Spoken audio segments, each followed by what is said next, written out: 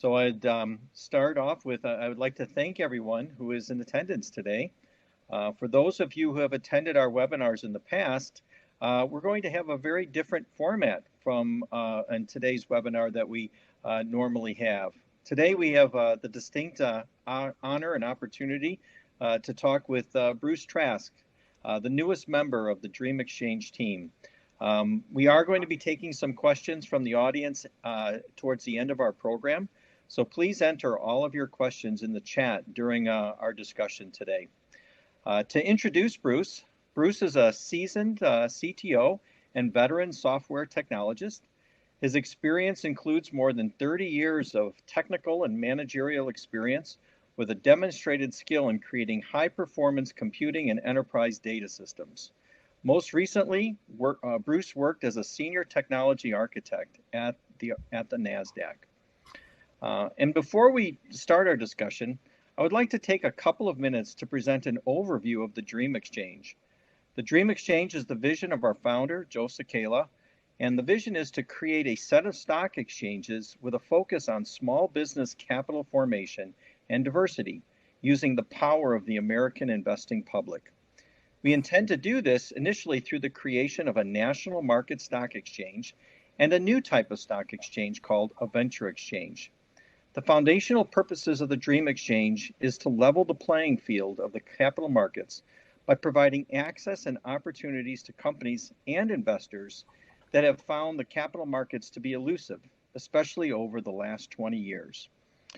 So as we start our discussion today, I think it would be great, Bruce, if you would just tell our audience a little bit about yourself. Sure, thanks, Tom, and thanks everybody for attending. Appreciate you taking your time during your busy day to sign in and listen. Looking forward to any questions you may have at the end. Just a little bit about me. Just educationally, I have a degree in electrical engineering from Brown University. I grew up in Boston on the East Coast, and I went to college there as well. I only bring that up because the discipline and rigor of my electrical engineering training has held me in good stead throughout my career, both in software and hardware. I worked for many years in what they call embedded systems, which is where software and hardware marry up. Sometimes you never see the software because it's running inside machines.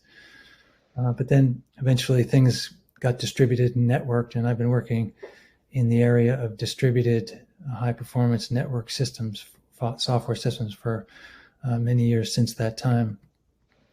Recently, as Tom mentioned, I worked as a senior architect at NASDAQ, helping them with their evolve their existing systems and to develop their next generation market systems. They had headquarters in New York and Stockholm, and I did a lot of traveling back and forth. Before that, I was the CEO and CTO of MD Systems, also based in the United States and the Netherlands. I live, as I mentioned, both being in Europe and the United States. I live in both the United States and the Netherlands. I try and split it 50-50. My wife is Dutch, and I have 2 children. I'm trying to learn the Dutch language, and the Dutch people are very nice to me and are helping me along to do that. And I'm also learning their customs and history. And it's always interesting to bounce back and forth between the American culture and the Dutch culture. I love both of them. What I try and do when I'm over there is I try and learn the history of wherever I am, whether it be American history or Dutch history. And interestingly enough, one of the things about Dutch history is I thought I'd say a few comments because it's related to stock exchanges. It's the site of what many regard as the first stock exchange. In fact, there's a book out by a gentleman named Lodewijk Petrum. It's called The World's First Stock Exchange. It's a good book, and if you read it, it's almost like reading. It seems as relevant today as it did when you read about that stock exchange.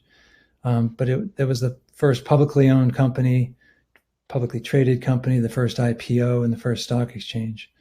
And I think just for a moment, it's interesting to compare and contrast what a stock exchange has been in the past, both the good and the bad of it. with what it is now and what it can be still. I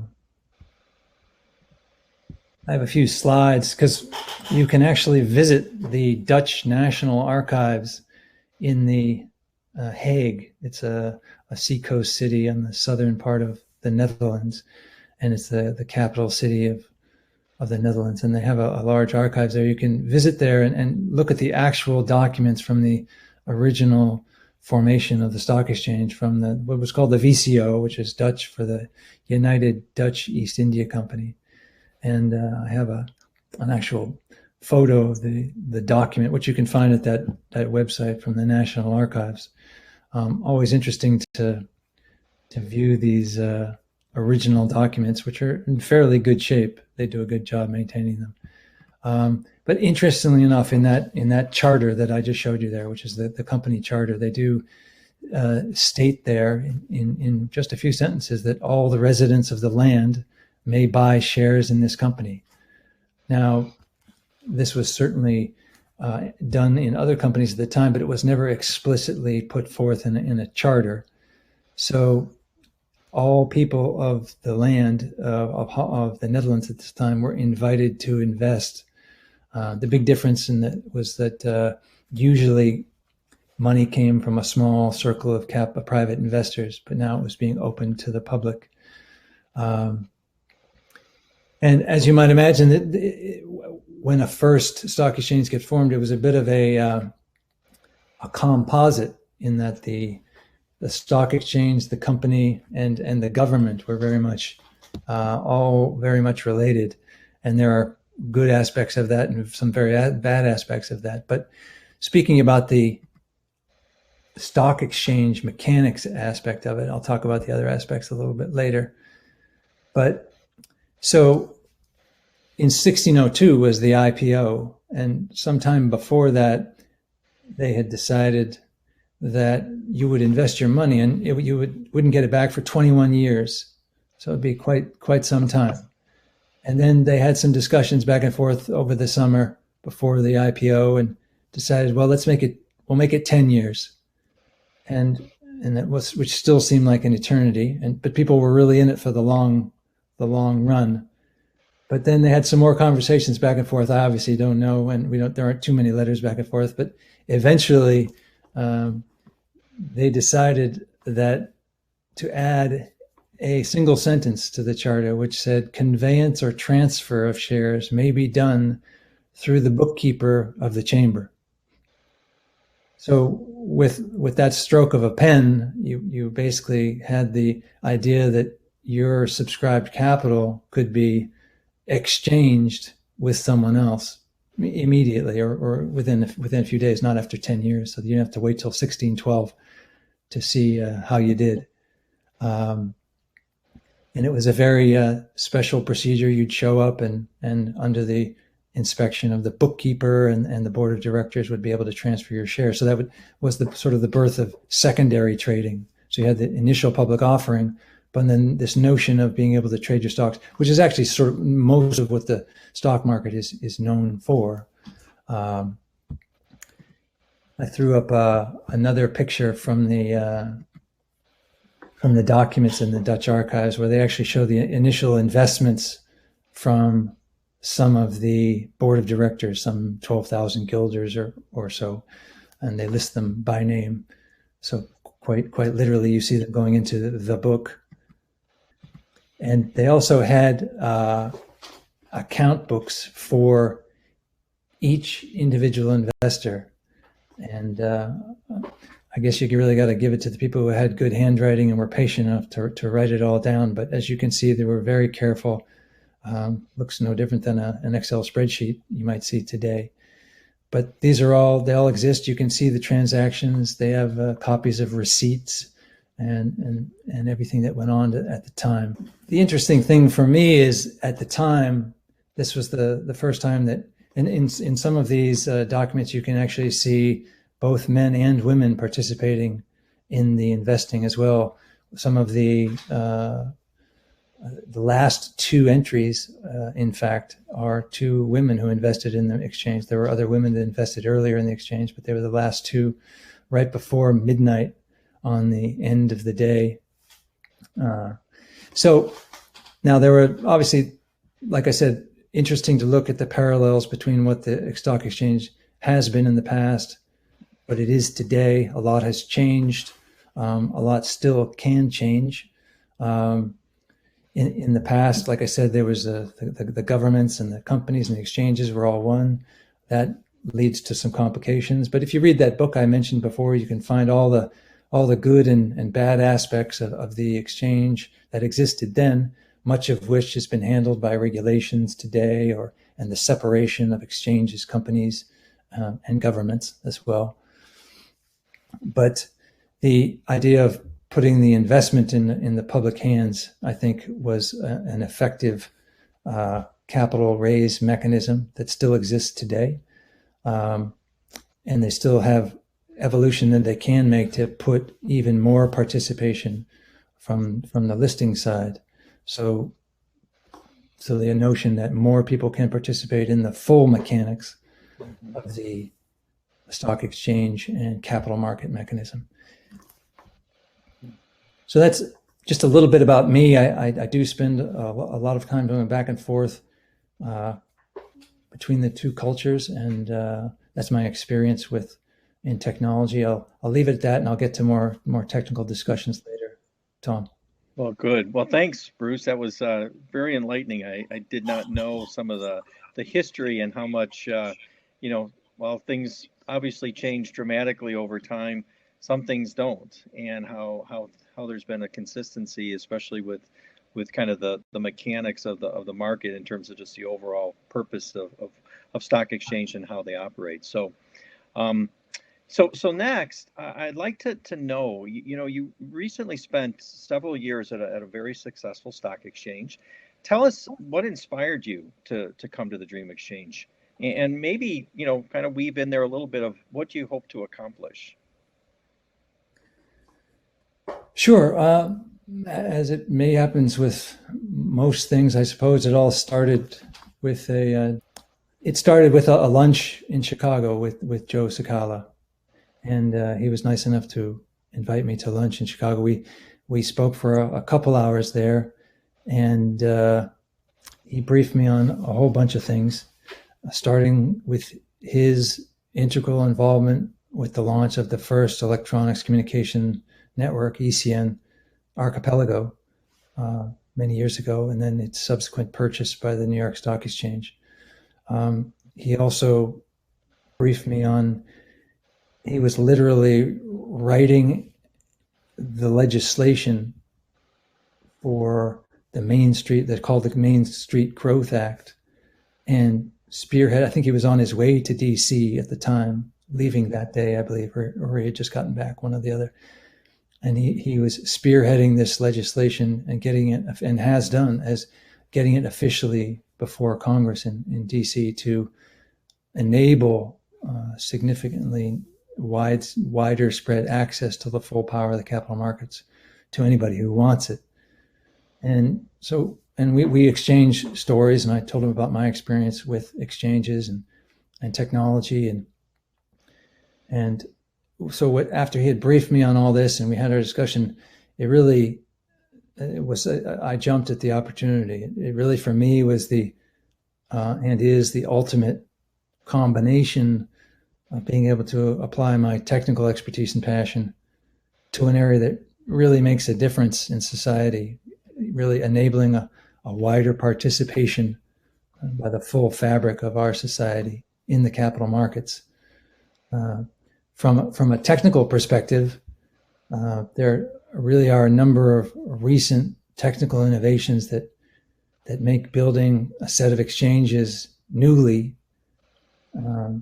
enables that to be done rapidly, securely, and in a way that's astoundingly adaptable and extendable, which is also exciting for me. So there's this two aspects of it: the purpose and mission of it in society, and then the technical aspect of it to me. So that was a perfect marriage for me, and I was happy the opportunity was there, and I took it. Great, great. So you started to talk a little bit about, just the vision. So let's delve a little bit deeper now. As I mentioned in the opening, Dream Exchanges is looking to create a set of exchanges. So what is your vision for building not just one, but multiple exchanges? Yeah, that's a good question. And for me, there are sort of two sides to the the issue, which is there's what a stock exchange is and what it's supposed to do, and then there's how do you build a stock exchange technically. You could make an analogy with a computer. It's in some ways where you have the computer and you use a computer in a certain way, and it presents a hopefully friendly interface to and a secure interface to everybody. But then on the other side of it is how the computer is built. And as I'm sure everyone's aware, there are two wildly different ecosystems of artifacts, down to the on the technical side, all the way down to the chips, amazing complexity and technology. So, but you also brought up this notion of a set of exchanges. And so that's an interesting concept technically, where you're building a family of systems primarily. You're not just building one system. And there are a surprising percentage of common parts to all aspects, to all exchanges. And there are, of course, variabilities as well for each type of exchange, whether it be the type of the instrument or the notion of a national market exchange or a venture exchange. There are very much exist to fulfill their separate roles. But the key to successfully tackling the problem of developing and building such a set is to be able to discern and capture the commonalities amongst the different members of the family. In our case, at least initially, the venture and the national market exchange. Once you can see them and capture them, then you need to properly reuse them technically and in different contexts, and be able to attach the variable parts to make the new systems quickly, and to also embrace new technology as it comes along, so that your systems can slowly improve as they go along, rather than sometimes software not designed this way can deteriorate over time. There's many stories that way, but it's actually possible for these systems to improve as they go along, become more stable as they tackle more members of the family or different roles. I think in economics, you might refer to it as economies of scope, where you're able to build more efficiently by building more than one type of something. Mm-hmm. And usually a software company has to deal with this at some point in time. If they're successful on their first one, then by definition, the customers want something else, or there's a new opportunity. So you have to be able to handle this technically. Great question. Or great answer, I should say. The question wasn't so good. The answer was much better. One of the things that has been in the news, at the forefront of the news, is cybersecurity. And can you tell our audience, what your thoughts are on how the Dream Exchange will address cybersecurity and maybe some other, technology, topics that are in the news? Sure, it certainly has been in the news. I literally live right across from a security company. I can touch it out the window here. A large building called KnowBe4. It specializes in this type of work. The way we approach it, and I think it's an important evolution in the handling of security, is to handle it upfront and continuously. So it's not something you bolt on at the end, or develop your system and then figure out how are we going to secure it. So this is very much a security first, continuous security. They sometimes refer to it as test-driven security, where you even before you put in your security, you put in the tests that will show the vulnerabilities ahead of time, and then you implement the security that will block those potential vulnerabilities. But in any case, the idea here is sometimes in software companies, this notion of silos, which are basically vertical segments of the organization, can develop. For example, you have the development team who develops the software. You have the operations team, which operates and deploys the software, perhaps. And you might have the security team. You might even have the test team. And that has some workability, but starts to break down at scale and at speed, meaning when you start to develop software very quickly and people expect updates and high quality software. So the idea is to kind of turn that on its side, and you deal with all of these aspects, because all of these aspects are important, but you don't deal with them necessarily sequentially, but you deal with them all at the same time as you go. Mm-hmm. So they sometimes refer to it as, well, first it was DevOps, where the development group and the operations group got together and tackled the subject together rather than existing in two silos. But now there's even DevSec Ops, where it's development, security, and operations. So the idea here is that it's all done holistically all the time in an automated way and manually as needed if possible, but as needed. But the idea is here we handle security first and continuously throughout. Now, along to back that up, our recent hiring of our Chief Information Security Officer, Tellis Williams, a highly experienced and respected member of the security community.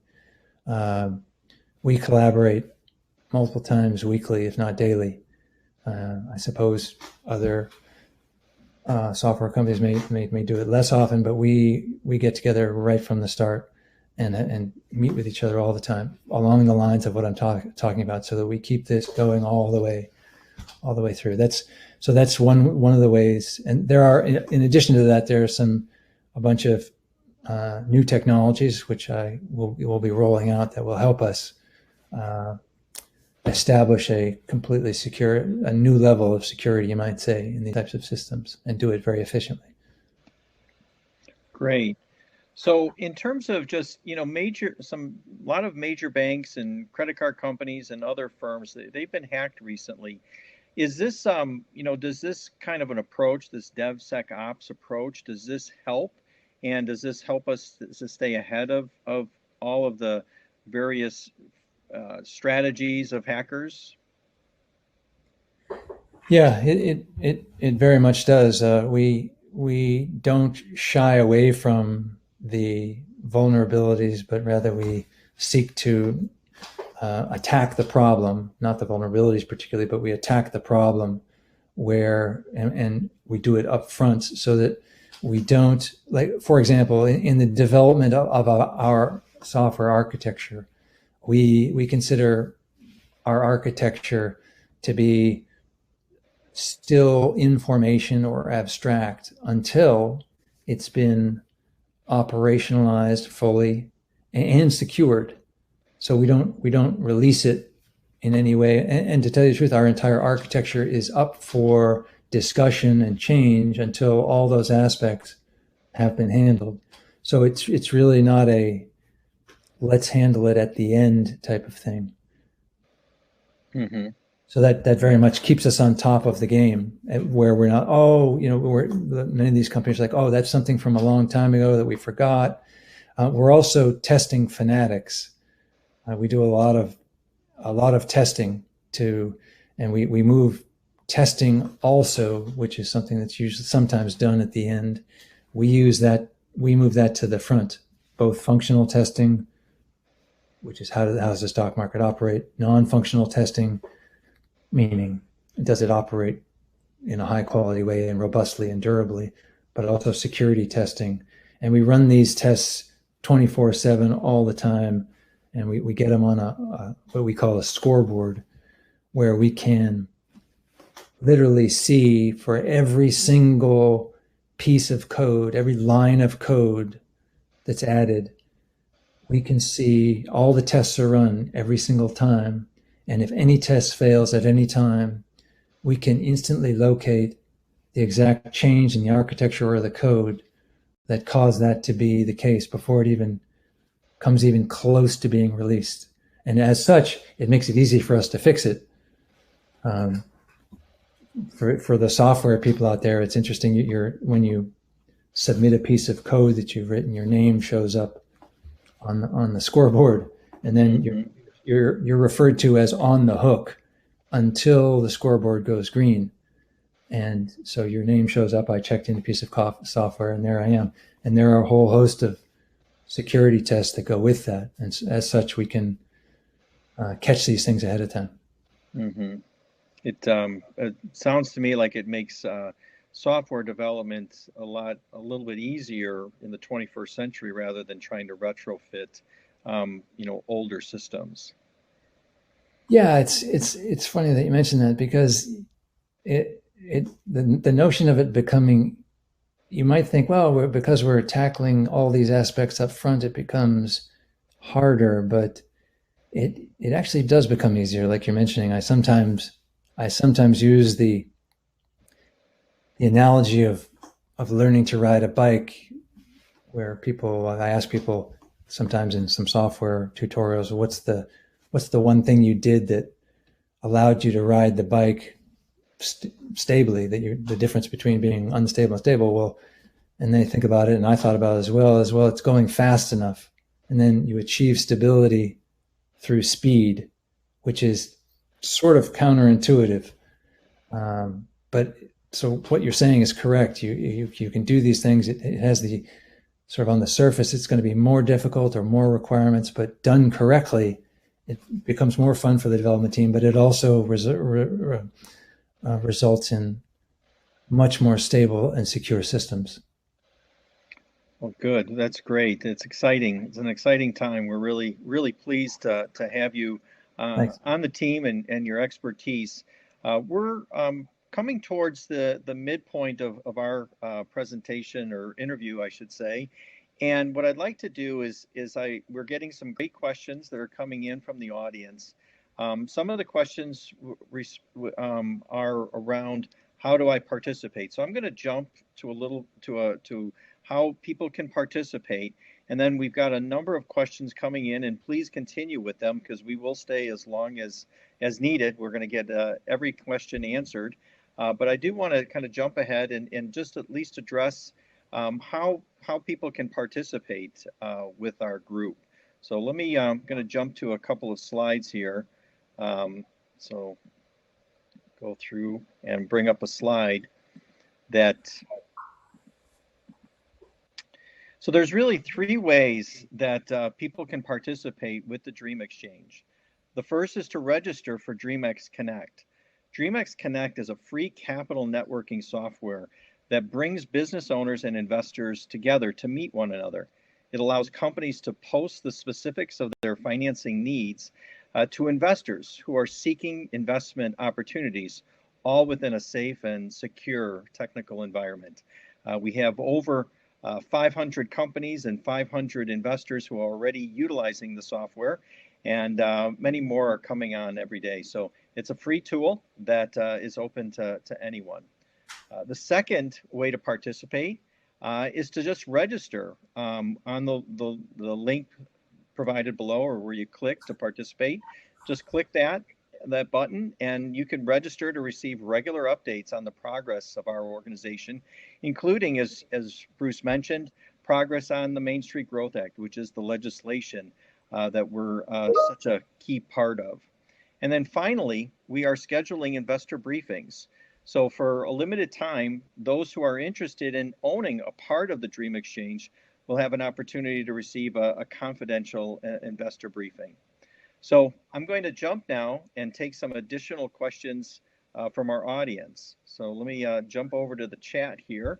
And I actually, Bruce, some of these questions, you haven't been with us, that long. It's been a few weeks, and you're catching on and integrating very quickly, but I'll assist on some of these questions as well. So, Like, yeah, let me see. This one I think we could probably answer together. How do you see the Dream Exchange positioned compared to other exchanges as it relates in the ability to be a game changer in the capital markets? And so, if you want to maybe take a swing at that one, and then I'll maybe add on to it. well, I think it somewhat reflects some of what I talked about, but I state it a different way.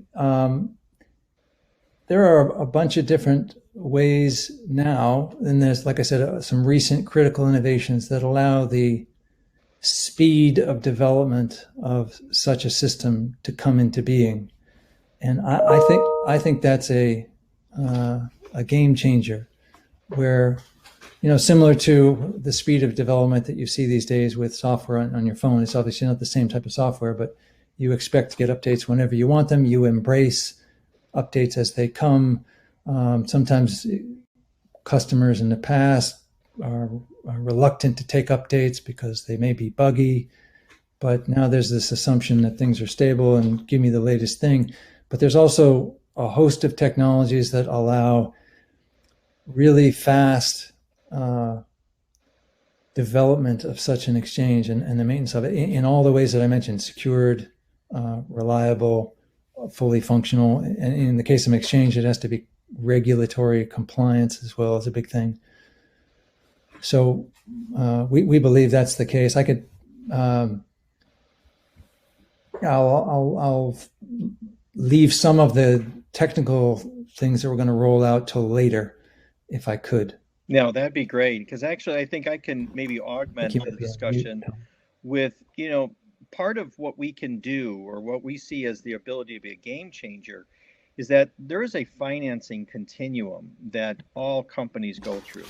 So early stage companies, they start off, they have many different options available to them: crowdfunding, they have different angel investor groups, business accelerators, a lot of different options available to these organizations to get the early stage capital that they need. The challenges for them is that actually when they achieve success, the need for capital doesn't go away. In fact, it gets exacerbated. They need more capital to continue the momentum. And historically, the national markets, the New York Stock Exchanges and the NASDAQs of the world, were historically there for these organizations to go to that next level. What has changed over the last 20 years is that the average IPO is now approaching $500 million, and there's this big vacuum that's in place right now. So when we talk about creating a set of exchanges, one of which will be a venture exchange, we're actually going to be creating a continuum, or continuing the continuum that allows these organizations to get access to much smaller amounts of capital in a SEC regulated type of stock exchange environment. And then obviously having a national exchange as well that we can graduate them up to. So I think that's the other thing that will be able to really impact the capital markets and be a game changer, by having this ability to provide capital from very early on in a stock exchange type of an environment. So let's see if we got another couple of questions here. Time for that. Let's see. We can talk about this one too. What is the size of the company you expect to trade on the exchange? Do you want to start with that one, Tom? I think it's going to, again, depend upon the size of the organization. The venture exchange is going to be designed for companies that are going to be seeking capital amounts greater than what is occurring on the crowdfunding. Crowdfunding just raised their capital limits to $5 million. So we see the venture exchanges being the point in time where these companies need, probably on the low end, $10 million. And then the venture exchange will allow these organizations to stay on this specialized stock exchange to the point where they actually have to leave and graduate to a national markets exchange or leave a venture exchange at the point in time when they achieve a $2 billion market cap. And then they can graduate to a national exchange. So we're going to be interested in talking to companies at all levels because I think we can help them regardless of the size. Once they've achieved a $2 million or $10 million, I'm sorry, need for capital. I don't know if there's anything you might want to add, structurally or technically that would help to support that. Anything you want to add to that? No, I think you covered it nicely. Okay, great. Let's see. We have time for maybe one or two more that have come in. Let's see. I'm just reading them. Lots of points of people supporting us. So that's really encouraging. People are very excited about what we're doing, and so thank you for the support. And a lot of people are glad to see you on board with us, Bruce. Let's see. I think we got maybe one more. Are there any? I'm going to kind of paraphrase this one. We've got a couple of questions come in at this level. Well, here's one. I don't know. We can talk about, will the exchange be optimized to incorporate blockchain? I would say it differently a little bit, that it will be designed to take advantage of blockchain technology. In terms of it being potentially disruptive technology, but it fits in a particular aspect of the exchange ecosystem. And I mentioned a lot about the commonality and variability parts of the exchange, and that's one aspect, which is a variability, which is it's a persistence technology that exists, and it fits in a certain place. And we've done a lot of analysis as to what are the commonalities and variabilities, and how does that affect the commonalities and the functions of the exchange. So I would say, rather than it being necessarily optimized, I say it would be designed to use blockchain technology as needed, mm-hmm. as opposed to a system that wasn't designed to use it if it came along or any technology that came along, then, the system would have to be rewritten. That wouldn't be the case with us. It could plug right in. Mm-hmm. Great. Maybe one last question, and this may be a little, I'm not sure, just a little difficult, I think, maybe to answer because you haven't been with us a long time, but, are there specific things points of consideration or things that you're going to have a special attention on?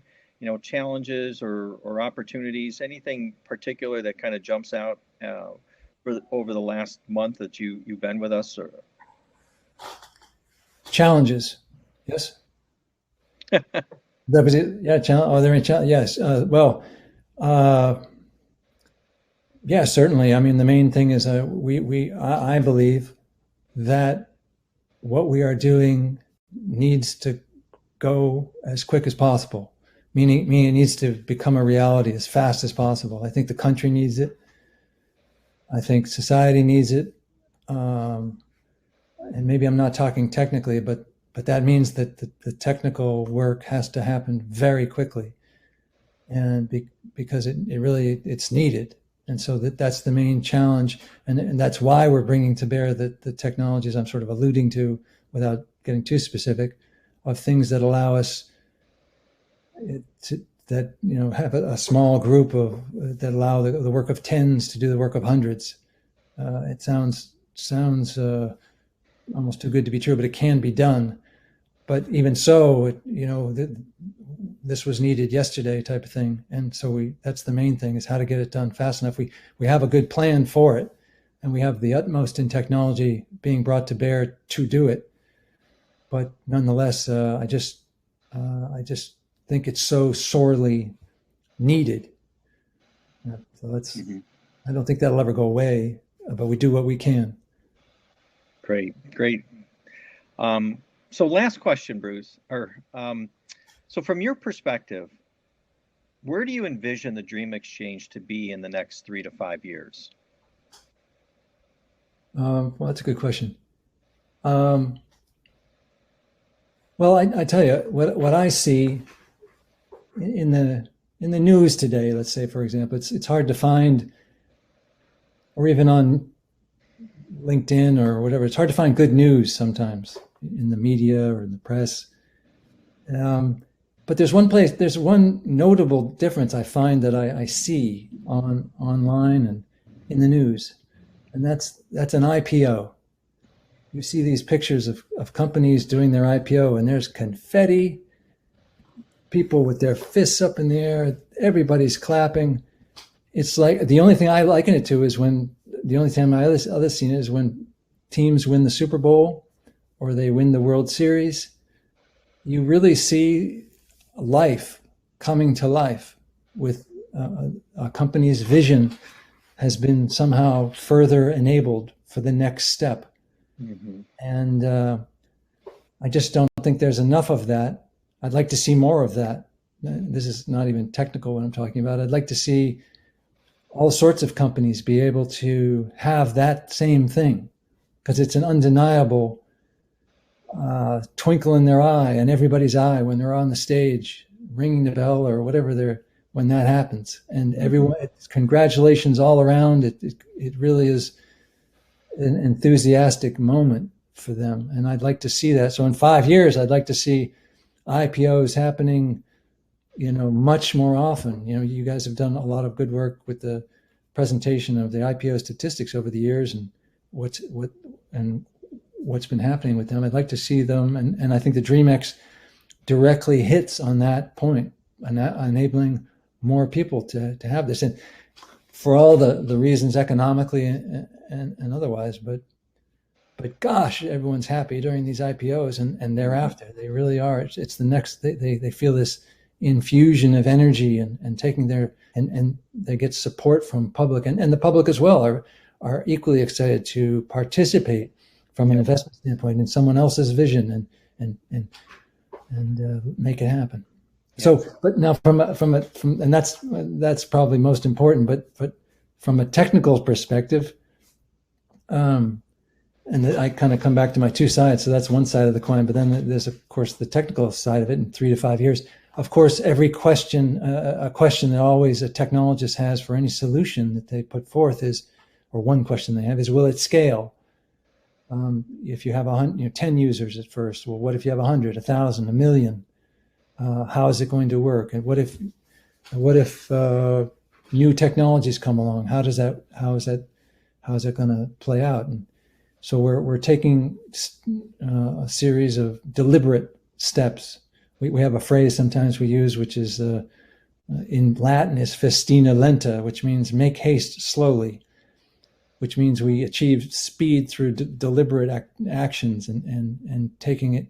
We go slow to go fast, which is another one of these riding the bicycle counterintuitive things. We achieve stability through speed, but we're taking a number of steps to make sure that our technical solution will be right on the money and will scale in those 3 to 5 years. Because I expect it to scale. I expect it to be asked to scale, because I think everyone is on board with what the Dream Exchange provides, its vision, and it's sorely needed. And so therefore, I think I would really like to see it, and I believe it can and will scale. Great. Well, that's a vision that I think the entire team at the Dream Exchange, I think we all share that same vision and excitement. The visual of the sports teams winning their respective championships, I think, is a real good visual of what we hope to achieve every day for these companies. So I think we're right on the mark. So we don't have any other questions, and I again just want to get ready to conclude today's webinar. Just a really good opportunity to introduce our newest team member, Bruce Trask. Thank you for everyone for coming to today's program. Again, we'll leave the screen up a little bit. If you want to participate in the various ways that we have on the screen, please do. Look forward to some other announcements that are coming on down the road. We're excited to and see a couple of other major milestones coming here. So again, for all those who attended today's presentation or discussion, I should say, thank you and look forward to seeing you next time.